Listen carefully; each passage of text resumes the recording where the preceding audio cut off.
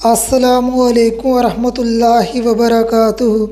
उम्मीद है आप सब अल्लाह पाक की रहमत से ठीक होंगे। अल्लाह पाक से दुआ है अल्लाह पाक आपकी हर नेक ख्वाहिश पूरी फरमाए। अल्लाह पाक आपको दुनिया आखिरत में कामयाबी अता फरमाए। आमीन सुमा आमीन।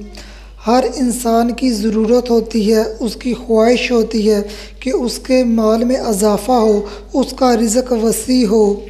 हर इंसान चाहता है कि उसके कारोबार में तरक्की हो। हर इंसान चाहता है कि उसकी जॉब में तरक्की हो, उसके मालो दौलत में इजाफ़ा हो।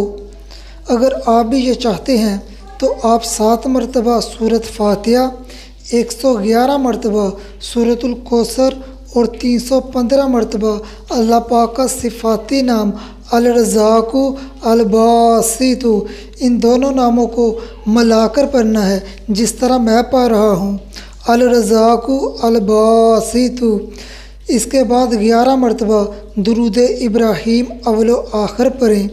फिर अल्लाह पाक से नहायत खुलूस के साथ, नहायत उम्मीद के साथ दुआ करें।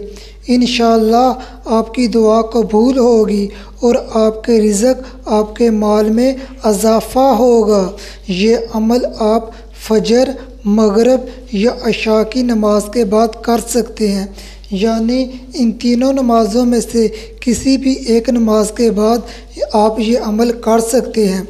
और बकिया नमाज़ों में आपने सिर्फ़ 3 मरतबा सूरतुल कौसर और 101 मरतबा अल्लाह पाक का सिफाती नाम अल रज़ाक़ु अल बासितु पढ़ें और हस्बे तफ़ीक दुरूद इब्राहीम अव्वलो आखिर पढ़ें। फिर अल्लाह पाक से दुआ करें। यह अमल आपने 40 दिन करना है। इंशाअल्लाह आपका रिज़्क़ वसी हो जाएगा।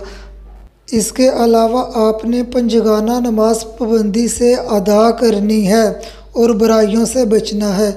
इंशाअल्लाह आपके रिज़्क़ में, आपके मालो दौलत में इजाफ़ा होगा।